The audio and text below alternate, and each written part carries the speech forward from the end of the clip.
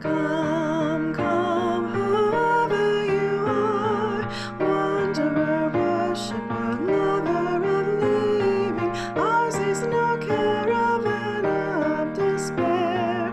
Come yet again, come. Come, come, whoever you are, wanderer, worshiper, lover of leaving. Ours is no caravan of despair. Ours is no caravan of despair. Broken your vows and vows in times, though you've broken your vows and lovers in though you've broken your vows and lovers in times, broken your vows and vows in spare. Broken your vows and vows in times. Come yet again, come.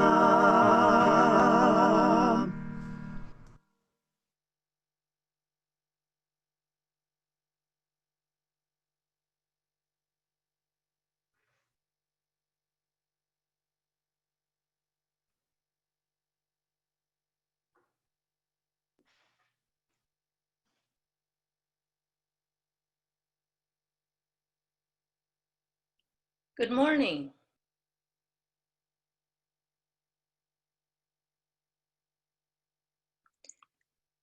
And welcome to People's Church. Our church building is located in the Kalamazoo River watershed on the ancestral lands of the Potawatomi people. Because it is summer and we are meeting virtually, some of you may be farther afield today, perhaps zooming in from other watersheds and other ancestral grounds. Wherever you are, I hope you are well and safe on this 4th of July weekend. My name is Sibel Shattuck. I am a member of the Sunday Services Committee, and it is my privilege to lead the service today. People's summer services are a little different from the rest of the year. They are less formal and more participatory. In these summer services, members of our community share their experiences, drawn from the diverse sources of wisdom in their lives. As a community of seekers, we get to practice the art of listening to the presenter and to each other as we build wisdom together. After today's presentation, we will use the Zoom meeting room function to divide people up into small groups so that you can reflect on what you have heard and share your thoughts with one another. These discussions will last for about 15 minutes.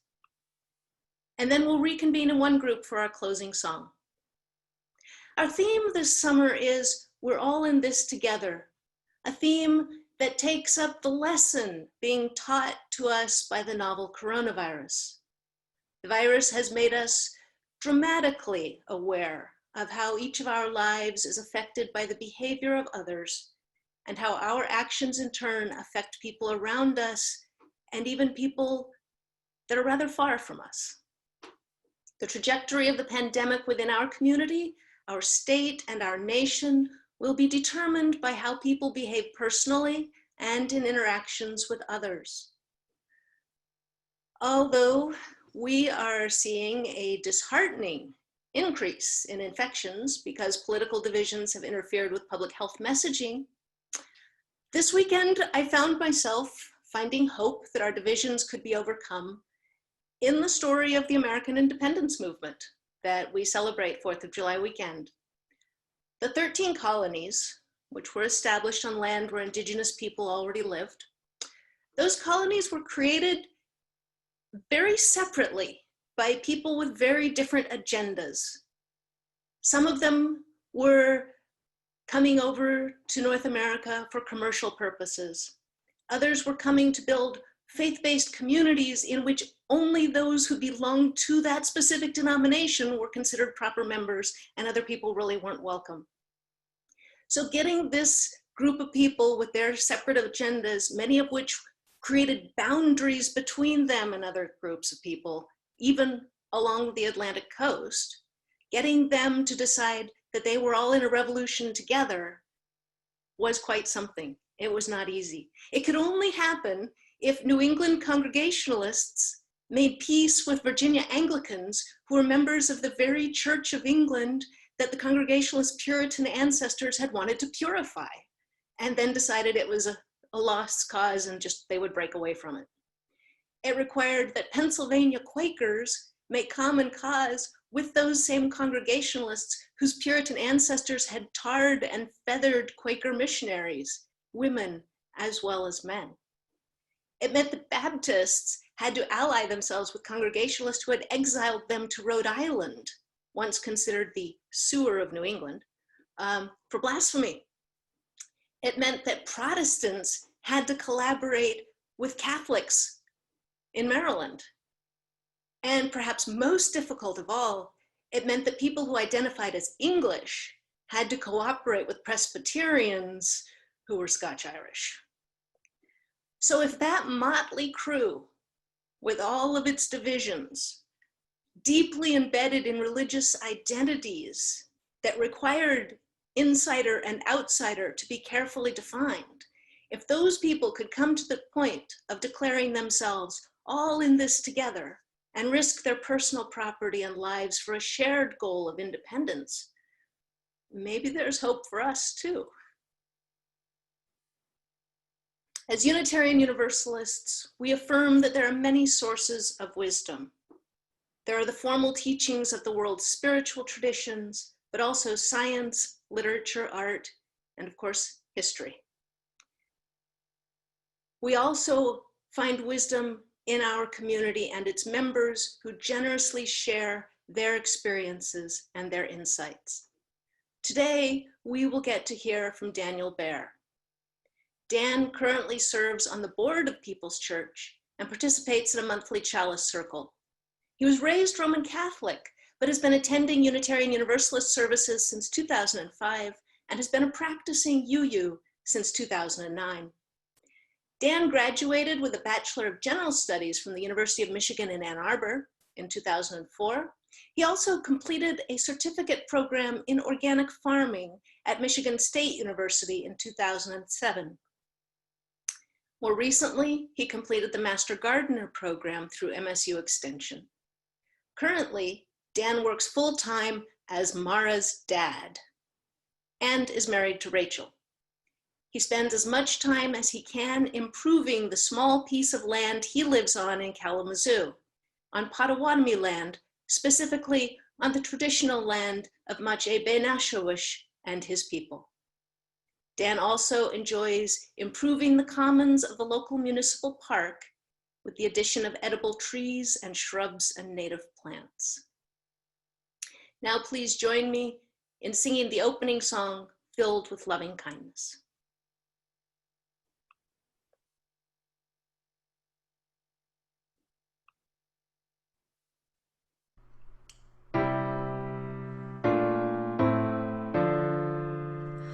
May I be filled with loving kindness. May I be well. May I be filled with loving kindness. May I be well. May I be peaceful and at ease. May I be whole. May you be filled with loving kindness. May you be well. May you be filled with loving kindness. May you be well. May you be peaceful and at ease. May you be whole. May we be filled with loving kindness. May we be well. May we be filled with loving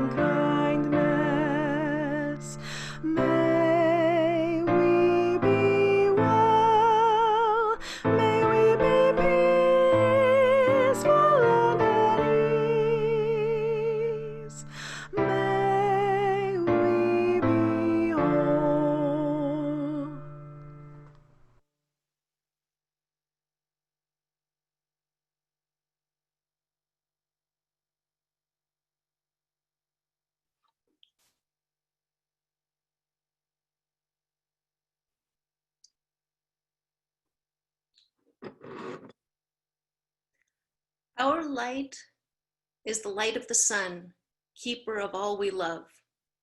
Our light is the light of the earth, provider of sustenance. Our light is the light of all living things, life precious like our own. Our light is the light of each other, bound together in need and hope. Our light is the light of the cosmos, keeper of all we know.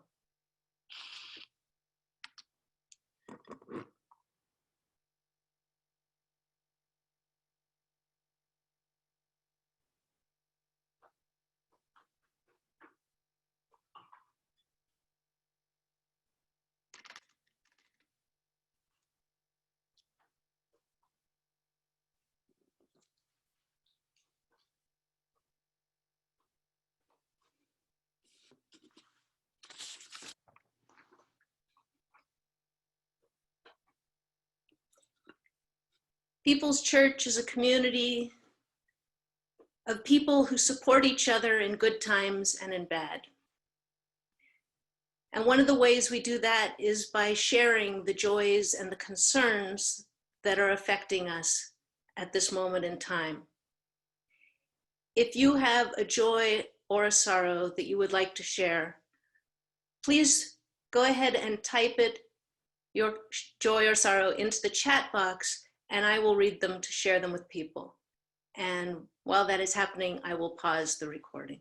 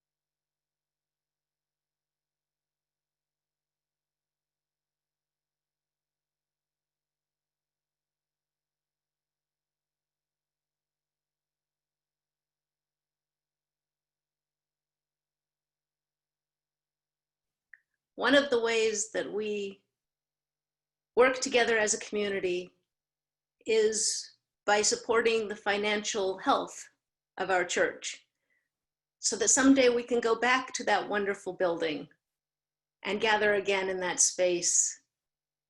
And meanwhile, even though we're not in the building, the work of the church goes on and the staff are there doing the good work that needs to be done. So at this time, I invite you to give generously in support of the church, the staff who work there, and the community that comes together in this building. The link to the donation button on the church's website is posted in the chat box, or you could just make a mental note of yourself, to yourself, like I do, to say, okay, am I caught up on my donations for the year? I can go online and do that later today.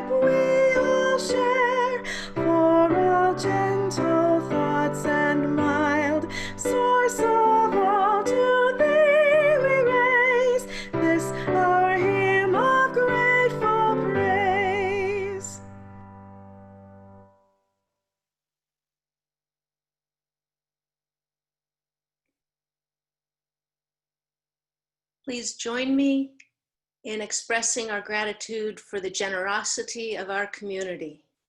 The words we normally read are in the chat box. For the countless gifts we each have been given, gifts of life and love and sustenance. We bring these small portions to share in the works of love which none of us can accomplish alone. We're now going to sing the hymn, Earth Was Given as a Garden. You're very familiar with the melody because it's used for Blue Boat Song, but this is the version that's in our hymnal. So you might want to check the words on the screen.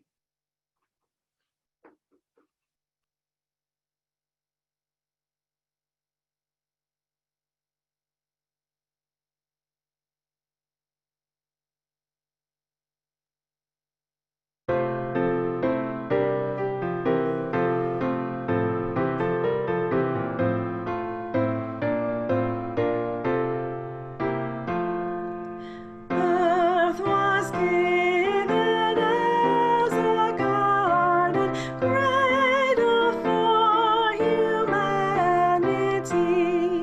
tree of life and tree of knowledge, placed for our discovery. Here was home for all your creatures, born of land and sky and sea, all created in your image, all to live in harmony.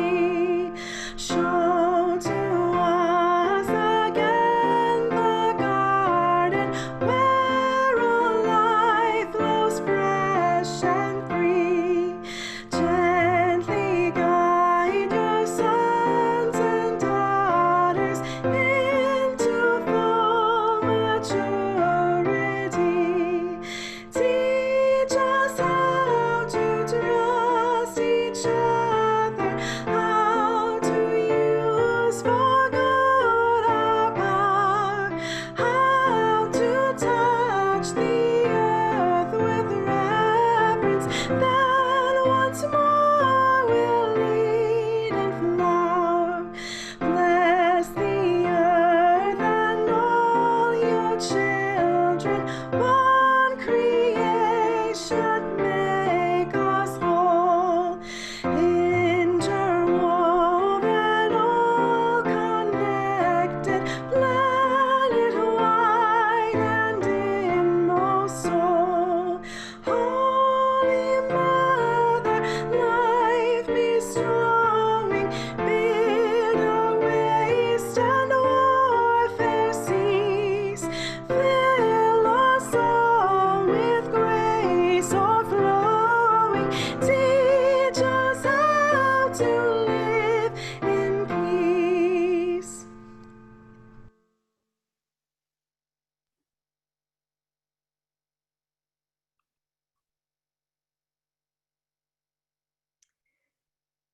We have two readings today. First, from Grace Lee Boggs, a great activist right here in Michigan. People are aware that they cannot continue in the same old way, but are immobilized because they cannot imagine an alternative. We need a vision that recognizes that we are at one of the great turning points in human history, when the survival of our planet and the restoration of our humanity require a great sea change in our ecological, economic, political, and spiritual values. And now a poem, The First Week, by Laura Eberly.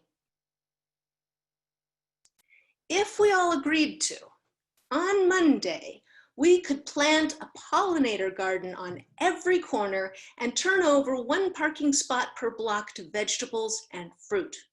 But first, on Sunday, we should assemble all the healers, all the yogis, chiropractors, sangomas, and sage smudgers, and ask them to have coffee with the matriarchs and the refugees and the trans sex workers and the small town queers and Anybody who has yelled at a marble building with a bullhorn or raised a child in times of war. And by lunchtime, all of us would learn to locate, heal, and fortify our spines. That evening, the musicians would find our diaphragms and teach us new songs to sing while planting. On Tuesday, after the gardens, we would repair every roof, install rain barrels and solar panels, retrieve the lost balls and frisbees and kites, and remember we are tiny beneath the sky. On Wednesday, we'd fix the heaters so the gas could never be cut off and install a tiny lead filter in every faucet. By Thursday, we would know each other's names and begin to tell our stories. Then the farmers and the roofers and the plumbers would be honored by the lawyers and the doctors who had spent their first week ever listening. Next, venerations and reparations by the bankers and professors who will learn that education isn't learning, and money isn't value, and nothing is the feel of soil in your hands or throwing back your head to sing. We will ache for love and owning nothing, and for the first time, that will make us unafraid. By Friday, we will be too busy healing, tending, and child rearing for waging war, so the soldiers will have no orders. The police will have quiet radios and no calls, so we will tear apart the prisons and send the guards to rehab, where first graders and nursery workers will teach them slowly to trust humanity again, beginning with their own. We will use the bricks and fences to build community centers with wide porches where the grannies can knit and keep watch instead. Saturday would be for rest, hammocks, creeks, and lemonade. We would listen to the earth and the spirits and our ancestors and our lovers and our beloveds and the bullfrogs and the songbirds and the tall grass and the redwoods and the oak trees breathing for one day every week, breathing. And by next Sunday, we would know who else we need. And now Dan Bair will share his reflections on creating a regenerative neighborhood.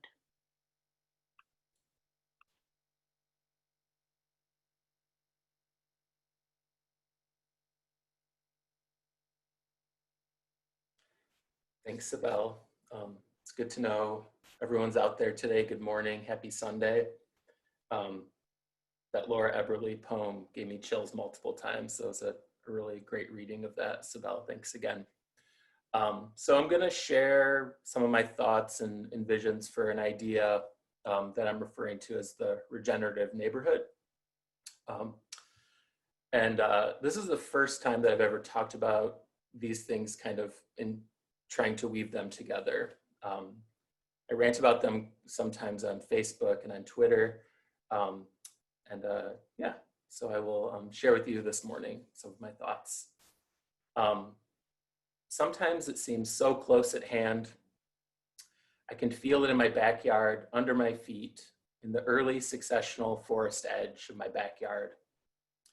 It's a savanna-like space, possibly similar in appearance to where humans first evolved, and it is where I like to go to show the fireflies to my one-year-old daughter, Mara, at night.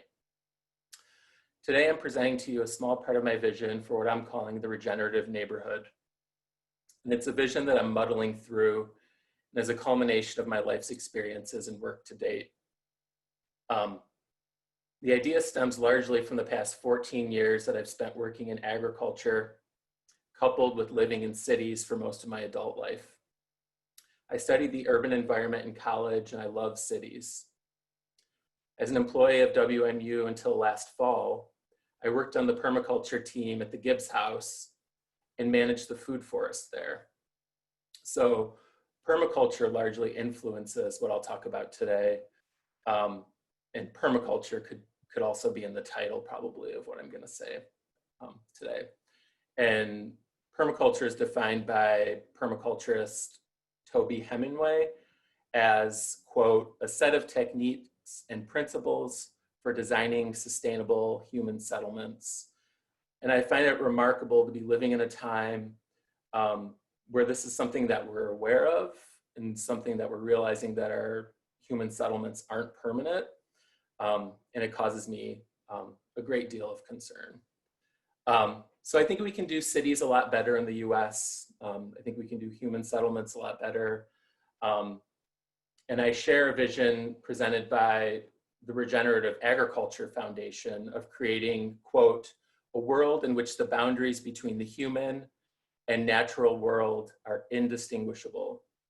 So this word regenerative is most commonly used in terms of agriculture. And I'm kind of trying to broaden the term and bring it into where we live in our cities as well.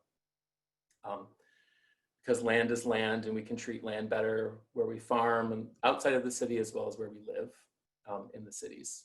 So I just want to note also, I'm fairly new to Kalamazoo. I moved here 5 years ago.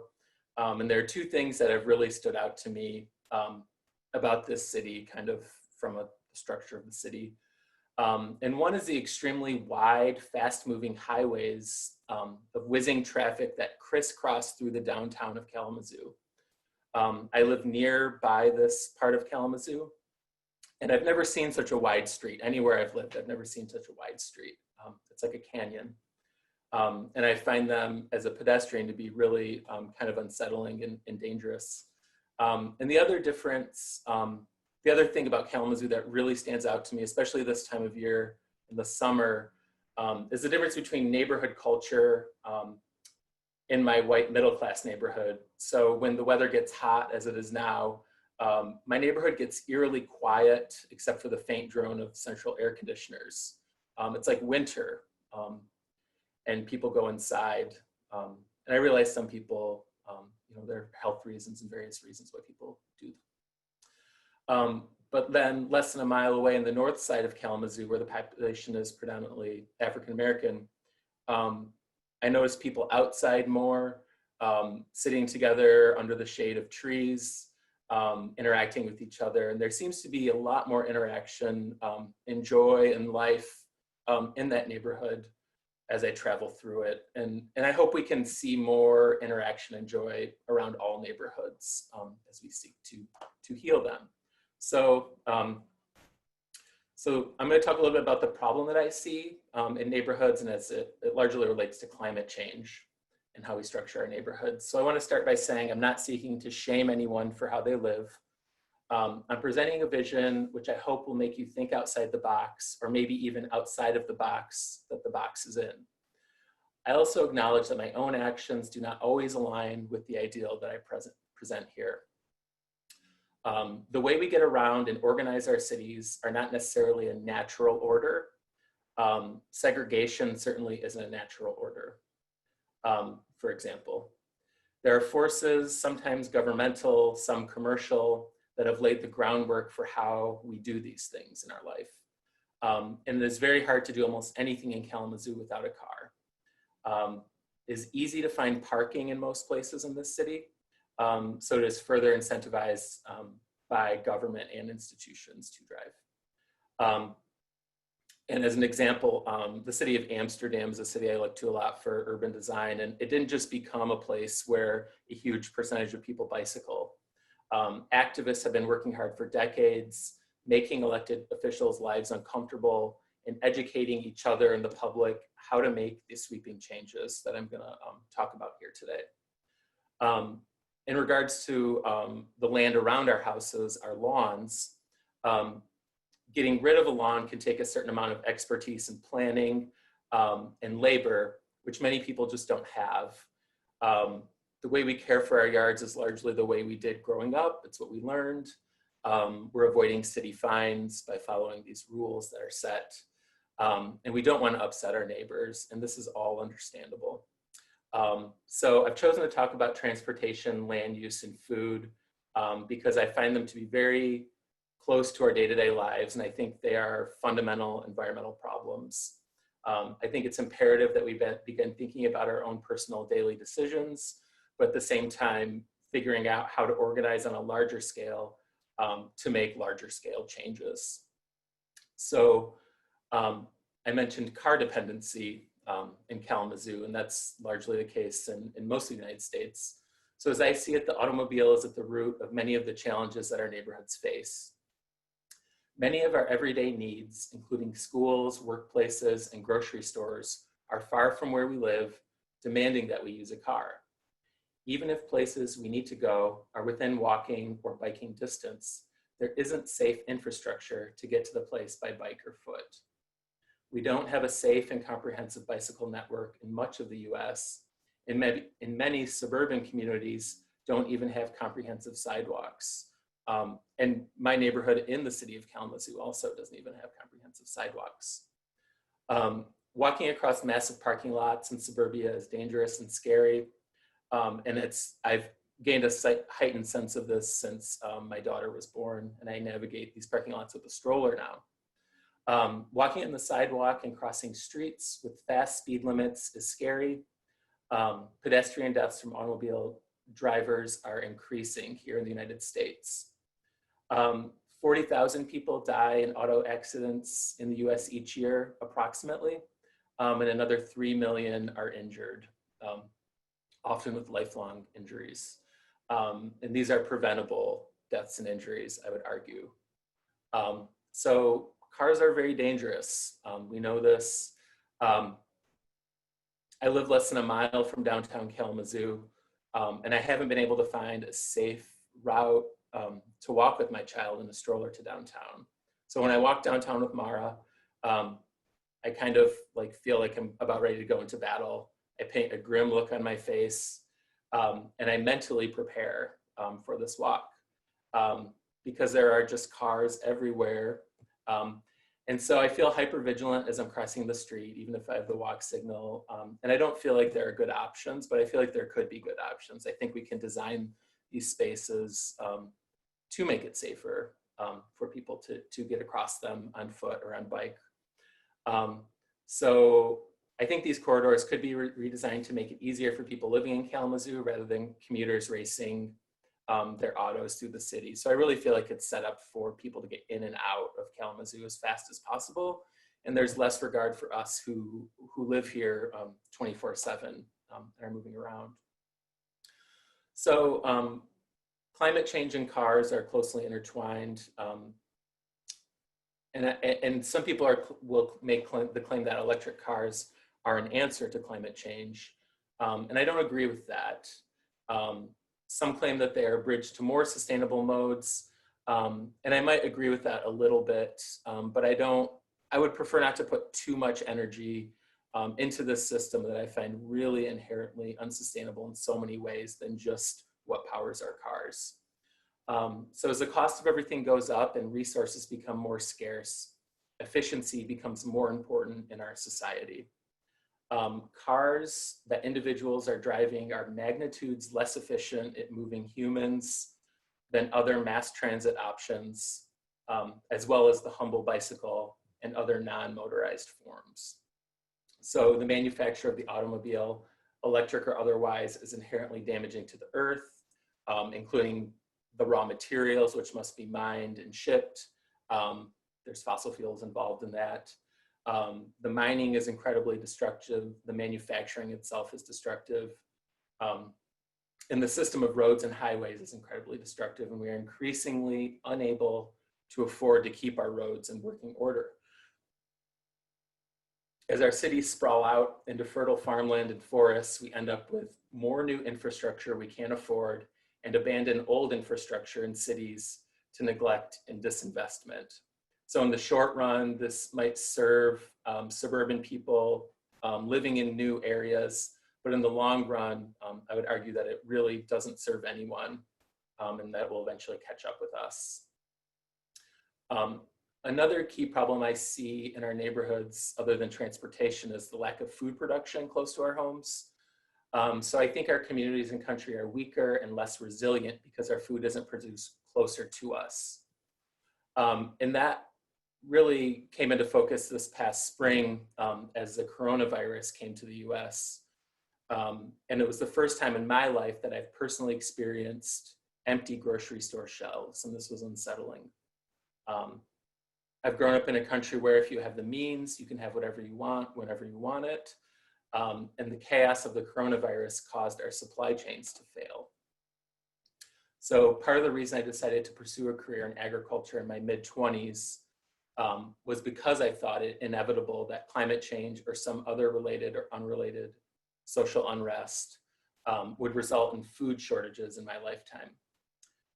Climate scientists have been warning us about this scenario for a long time. And I wanted to be more self-sufficient while helping to create more resilience in my community by growing food. So I expect to see in my lifetime much more substantial supply chain breakdowns. I think this will happen again, unfortunately. It's frightening to me, and there are a lot of things we can do to prevent this right now. But if we maintain the status quo, I feel based on what I know about agriculture and the land and what I've read, that disruption to our food supply is inevitable. And that's part of the reason why I plant nut trees and fruit trees in my neighborhood park. There's a wooded edge, and I enjoy doing that. And if the worst doesn't happen, we'll have nice fruit trees to graze from one day, the kids in the neighborhood. And in the worst case scenario, we'll have chestnuts to eat to supply calories. Another issue that I have with how our neighborhoods are is related to the lawns that we keep in our yards, which I mentioned before. So anybody in my neighborhood Facebook group knows that I don't like lawns. I think their history tells us that they're a vestige of English and French aristocracy, and were a signal that the person with the lawn was wealthy and did not need to produce food on their land. So I don't think all lawns are bad. I think they're good for sports fields and parks, and I think a little lawn patch is nice around the house for children to run around and to lay in the grass and look at the clouds is a pleasant experience. So I think there's a place. But we can't forget that they're really quite detrimental to the environment. When you see a lawn, you also see a lack of native flora and fauna. Many native birds and insects and other animals have co-evolved with certain native plants. So they might need them possibly to lay their eggs on or to eat for their food. So I'm always amazed in my yard. I'm always kind of creating new garden space and getting rid of lawn each year. And I'm always amazed when I create a new area of garden in my yard, which I usually do through sheet mulching, which is my preferred method, that oaks and hickories start sprouting up and other native plants that I have in my yard, or sometimes I don't know where some of these native plants come from. I don't know where the nearest one would be, pop up in these new areas of yard. So it's almost possibly the seeds floated there or bird dropped them. Some seeds could be under the grass waiting for us to create a garden above them so they can sprout. And I just love that. It's so wonderful to me to see that land healing in that way and those plants coming back. So in addition to being detrimental to our ecology, our obsession with large lawns is also very damaging to public health. And there's much evidence of this. The immediate nearby public health concerns include tracking pesticides into our homes on our shoes. After the company spreads them on the lawn and you see the little caution sign, often you see the particles of that on the sidewalk, and that will get in our shoes and could possibly come in and become a dust in our home. Those could also track on our pets' feet, and there's evidence that it's detrimental to our pets' health. Emissions and dust from lawnmowers and leaf blowers gets in the air and comes into our lungs. And if the wind is right, I can smell the leaf blower emissions across the street from my house through my window. So it's not ideal.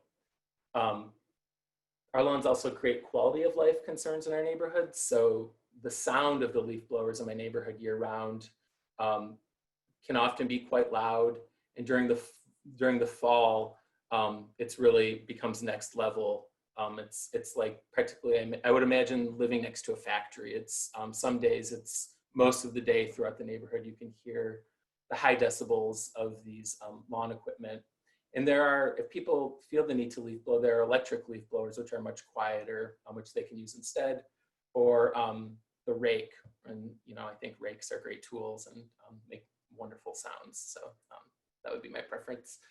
The machines, the loud machines in the neighborhood stress animals like fireworks, like was mentioned earlier, domestic and wild. And this lawn equipment creates real air quality concerns for our neighborhoods.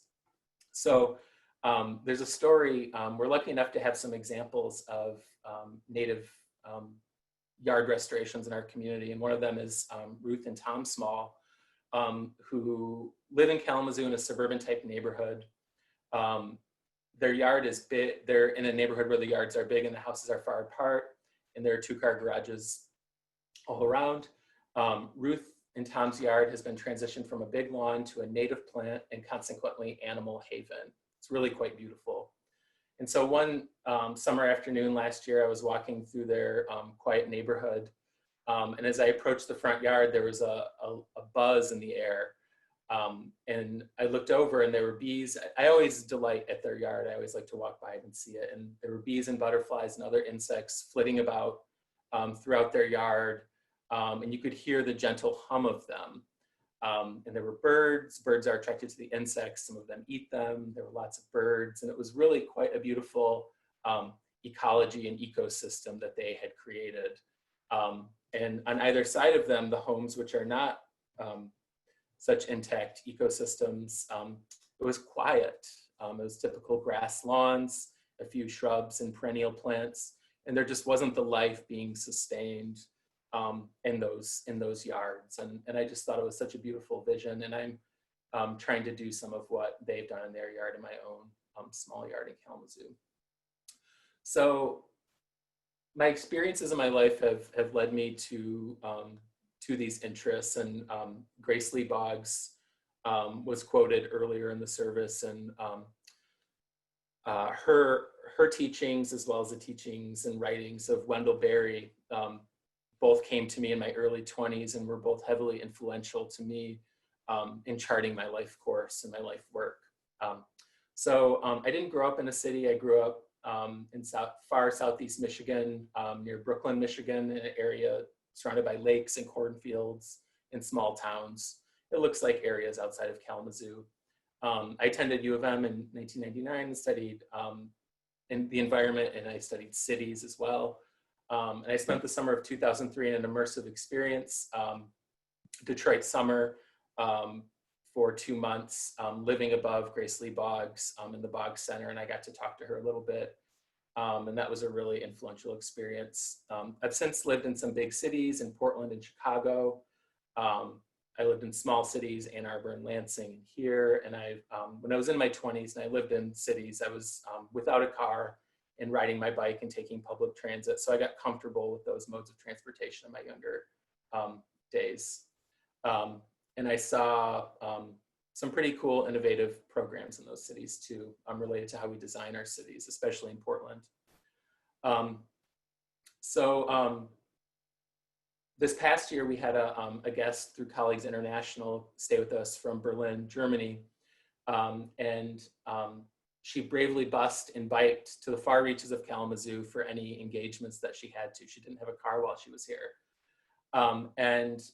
It was, I almost felt a set of embarrassment watching her discover how bad our transit and bicycle systems are. She really often struggled, but with quite a bit of grace, to navigate this city without a car, which was really hard, and it really highlighted to me how hard it was to see somebody without a car who didn't know the city try to get around it. And she did a great job, all things considered. So what do I think we should do now, considering all of this? So there are two main areas that I want to spend time thinking about, and it's transportation and food, as I mentioned above. I'm not an economist, I'm not an urban planner, I'm not an expert in these things. I'm an expert in growing annual vegetables, if anything. I guess you can take it with a grain of salt.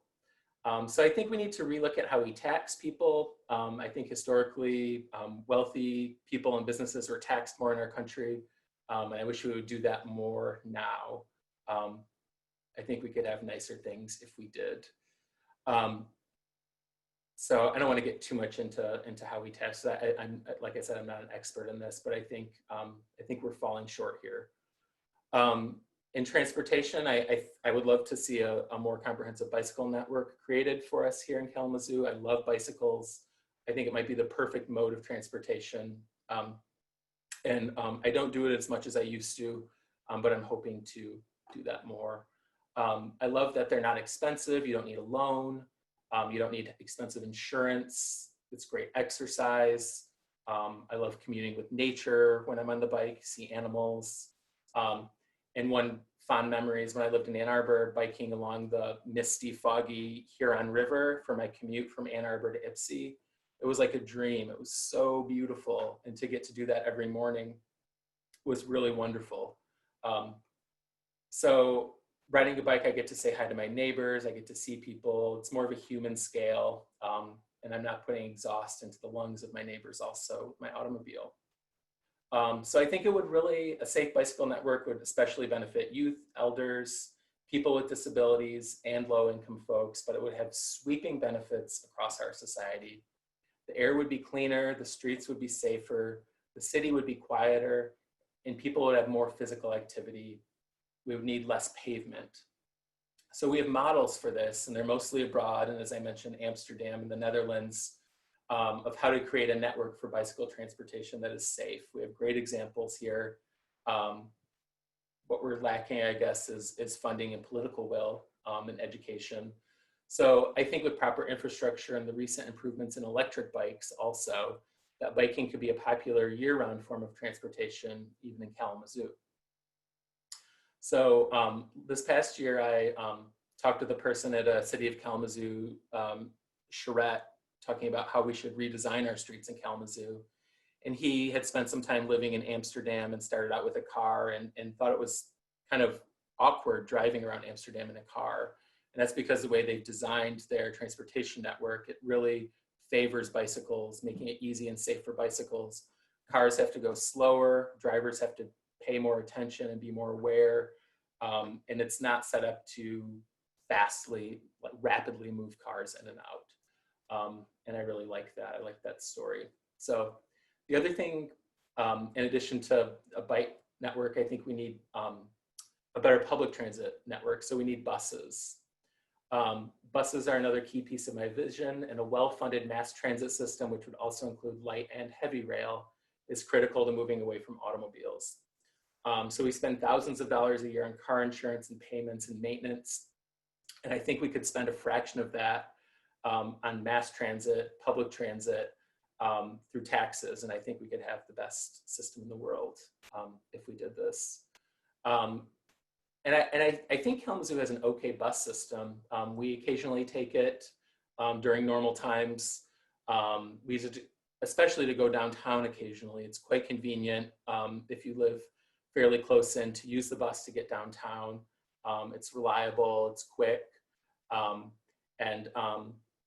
Yeah, it just zips you right down there and gets you to where you need to go, especially for events. It's nice you don't have to worry about parking.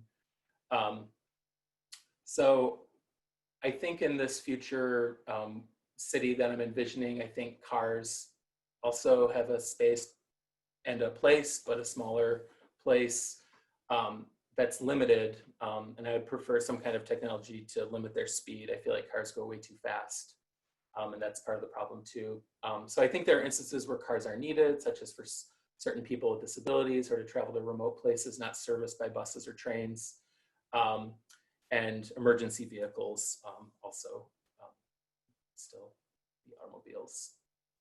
I'm gonna spend a little bit of time talking about food now. I'm a farmer and a gardener. I don't have a farm, but we have an extensive garden at our home.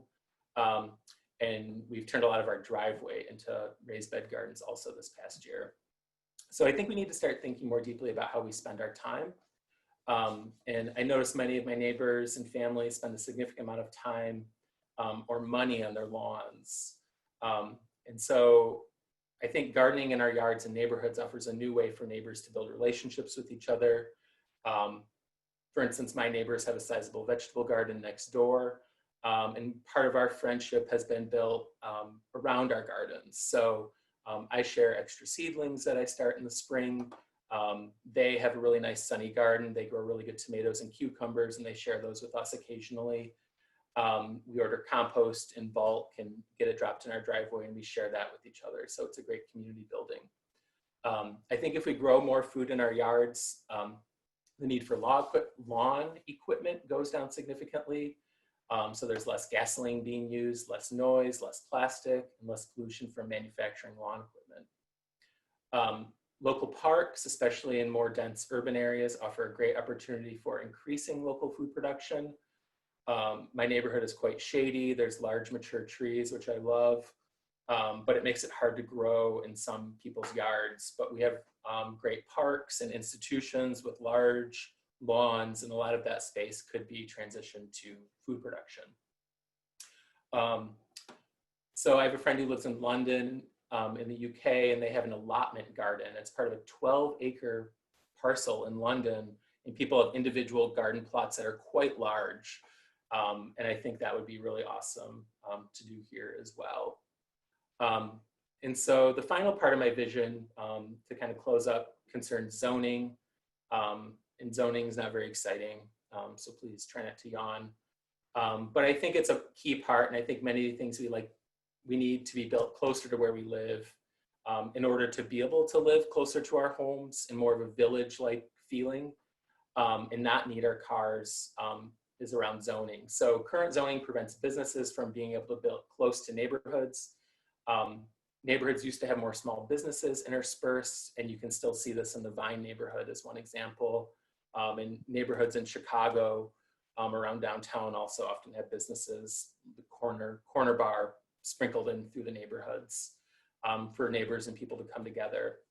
So imagine if every neighborhood had a little business area within walking distance that included groceries, hardware, restaurants, bars, and schools. We would just need less cars. Those are a lot of the things we use our cars to do. And so maybe people could get rid of a car. And imagine if every neighborhood was a network of gardens, which combined to form a network of food forests and prairies, which sustained us in the life we share this world with. So I think to close up, the coronavirus is forcing us to stay home more. And imagine if we took this time to start envisioning the beautiful places that we could transform our neighborhoods into. Think about some of the things you like about where you go on summer vacation. And let's start trying to make those elements of our neighborhoods here in Kalamazoo. So yeah, those are some of my thoughts. Thank you. Oh, and I will carry us on to our next portion. We're going to go into our questions for sharing and listening in small groups now. I will share the questions first. So there are 3 questions which you can discuss in your small groups. We'll spend 15 minutes doing this. And the first one is, what is one thing you can do now to start regenerating your neighborhood? Number 2 is, how do we balance the energy we put into personal change versus large-scale institutional change in regards to climate change? And number 3 is, how do you see Black Lives Matter and environmental justice intersecting with environmental justice in your community and around the country and around the world? So for the discussion, we ask you to please speak the truth as you understand it, to avoid inhibiting the flow of discussion, and do not comment on others' comments until everyone has had a chance to do initial sharing. So we'll move into our small groups now.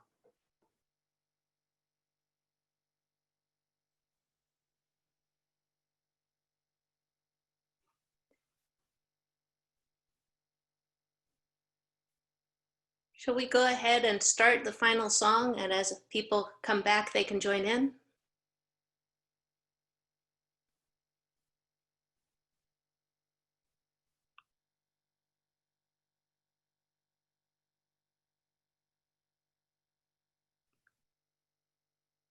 Would you like me to get that started, Sibel? Sure, go ahead. Oh, there it goes. Okay.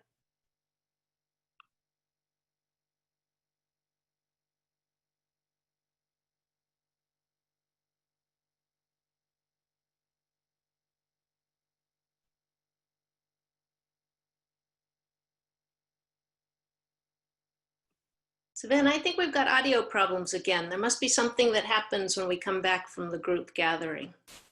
All right, well, let me try one more time. We were not.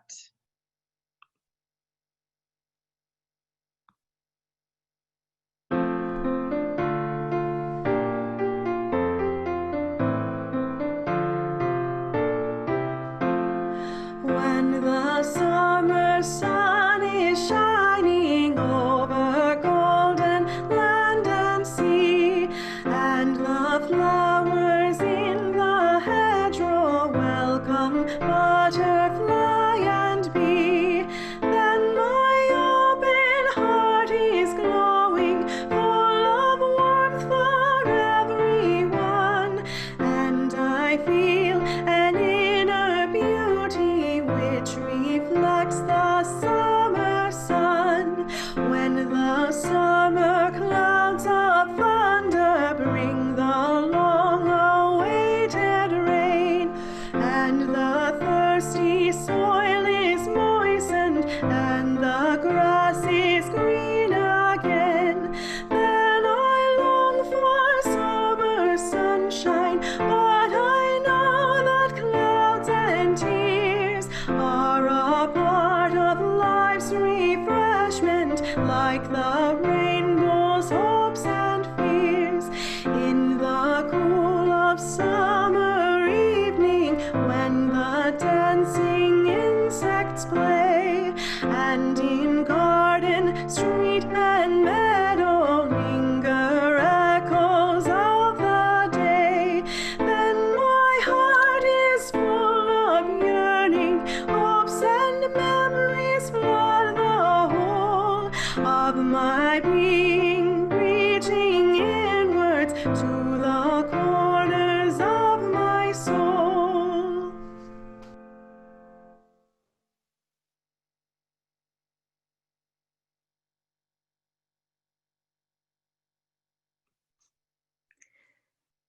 As Grace Lee Boggs says, we need a vision that recognizes that we are at one of the great turning points in human history, when the survival of our planet and the restoration of our humanity require a great sea change in our ecological, economic, political, and spiritual values. Dan's vision of a regenerative neighborhood, of a community where humans and non-humans thrive because there's attention to the needs of all members, from the microscopic organisms in our soil to the insects and plants and wildlife and humans of all colors and genders and ages. That is a sea change vision. And it beautifully expresses the idea that we are all in this together. If you are inspired to undertake actions to start regenerating your neighborhood this summer, I hope you will share them with the People's Church community so we can continue to learn from and be inspired by each other.